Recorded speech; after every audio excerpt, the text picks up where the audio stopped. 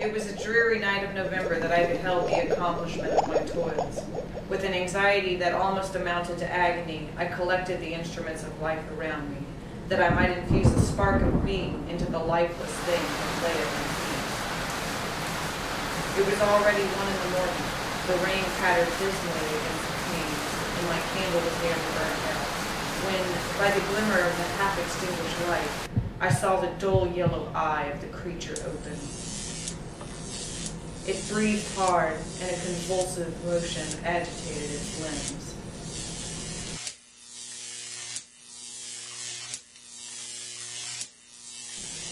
How can I describe my emotions at this catastrophe, or how delineate the wretch whom with such infinite pain and care I had endeavored to form? His limbs were in proportion, and I had selected his features as beautiful. Beautiful! Great God! His yellow skin scarcely covered the work of muscles and arteries beneath. His hair was of a lustrous black and flowing, his teeth of a pearly whiteness. But these luxuriances only formed a more horrid contrast with his watery eyes, that seemed almost of the same color as the dun white sockets in which they were set. His shriveled complexion and straight black lips. The different accidents of life are not so changeable as the feelings of human nature. I had worked hard for nearly 2 years for the sole purpose of infusing life into an inanimate body. For this I had deprived myself of rest and health. I had desired it with a great ardor that far exceeded moderation. But now that I had finished, the beauty of the dream vanished, and breathless horror and disgust filled my heart.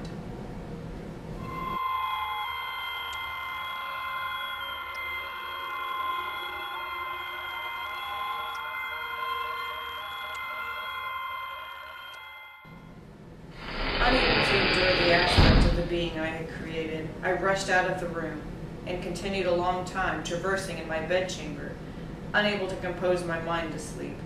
At length lassitude succeeded to the tumult I had before endeavored, and I threw myself on the bed in my clothes, endeavoring to seek a few moments of forgetfulness.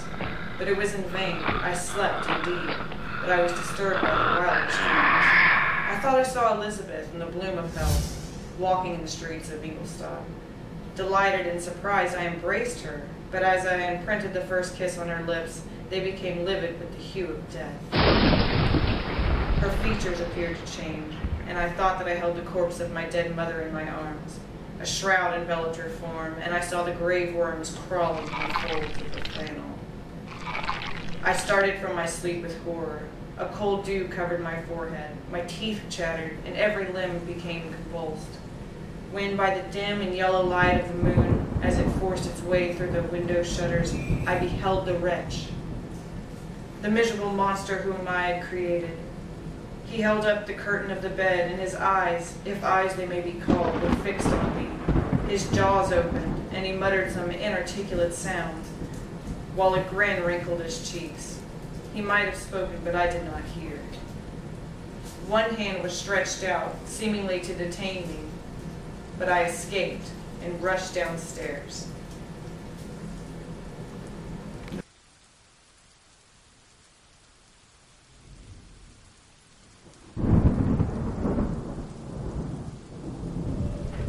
I took refuge in the courtyard belonging to the house which I inhabited, where I remained during the rest of the night, walking up and down in the greatest agitation, listening attentively, catching and fearing each sound as if it were to announce the approach of the demonical corpse to which I had so miserably given life.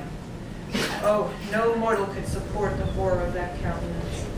A mummy, again endued with animation, could not be so hideous as that wretch. I had gazed on him while unfinished. He was ugly then, but when those muscles and joints were rendered capable of motion, it became things such as even Dante could not have conceived.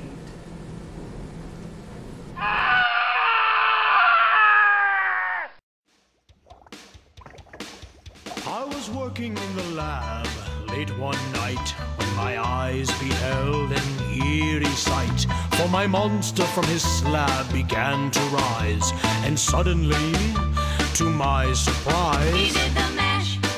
He did the monster mash. The monster mash. It was a graveyard smash. He did the mash.